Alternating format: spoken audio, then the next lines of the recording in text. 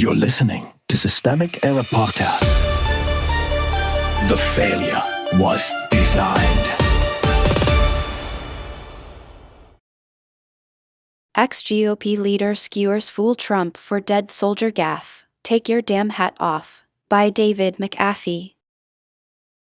Donald Trump was hit hard on Saturday by a former GOP leader over the president's conduct during the dignified transfer of the 6 soldiers killed in the war in Iran. Critics pounced after Trump stood with his head unbowed during the solemn ceremony to honor the deceased soldiers. Numerous observers pointed out the president's decision to wear a white golf hat during the long-running tradition that was broadcast in silence on CNN. That point about the hat also wasn't missed by former RNC chairman Michael Steele, who now hosts his own show on MS Now. Taking to X, Steele wrote, "This fool has absolutely no sense of dignity or appreciation for the moment. It is called the dignified transfer for a reason," the ex-GOP insider added over the weekend. He then simply demanded, "Take your damn hat off." A prominent Democratic governor also joined in. Governor Newsom's press office said, "Take your hat off, you disgusting little man."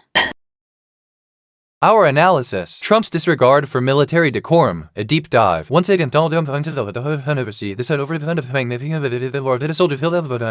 incident, as reported, casts a long, dark shadow over what should have been a moment of solemn respect and national mourning. The former GOP leader, Michael Steele, did not mince words in his condemnation, and neither will we. Let's dissect this debacle with the unflinching scrutiny it deserves. Unbowed and unbothered, Trump's defiance of tradition. At the core of this controversy is Trump's decision to stand with his head unbowed during the ceremony, a stark departure from the expected decorum that accompanies such grave occasions. This gesture, or lack thereof, speaks volumes of Trump's understanding and respect, or glaring lack thereof, for military traditions and the profound grief of the families involved. The solemnity of the dignified transfer is not merely for the cameras. It is a ritual of respect, of final homage to the individuals who paid the ultimate price for their country. Trump's stance sends a clear message. Ceremonial respect is secondary to his personal comfort, a hat of contention. Compounding this disrespect is Trump's choice of attire, the white golf hat. The absurdity of wearing recreational gear to a ceremony honoring fallen soldiers cannot be overstated. This is not a weekend jaunt to the golf course. It's a moment to honor those who have sacrificed everything. Michael Steele's outrage, encapsulated in his plea, "Take your damn hat off," resonates with anyone who holds the slightest bit of reverence for the military and its traditions. The hat becomes more than just an accessory. It's a symbol of Trump's perennial disregard for the gravity of the occasions he's part of. Bipartisan backlash. It's telling when criticism transcends the partisan divide,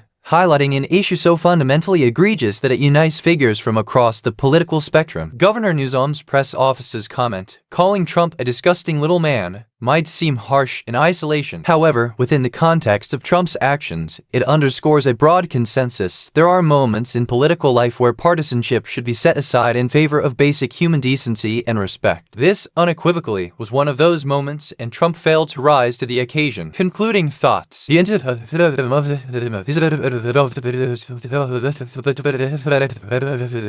presidency demands a level of respect not just for the office, but for the citizens and soldiers it serves. When that respect is absent, it diminishes the office itself and the nation it represents. Michael Steele and Governor Newsom have articulated what many observers feel, a profound disappointment in Trump's inability to set aside personal habits and display a modicum of respect for fallen soldiers. Trump's conduct is not just a personal failure, but a systemic aberration that reflects poorly on the nation's collective ethos. As we continue to navigate these tumultuous times, let us not forget the importance of respect, decorum, and empathy, qualities that should define our leaders, especially in moments of national grief. Trump's actions serve as a stark reminder of the work that remains to be done in restoring these values at the heart of American leadership. You've been listening to Systemic Error. Thanks to Raw Story for today's article, with the automated voices of Amy and Ryan. Thanks for listening.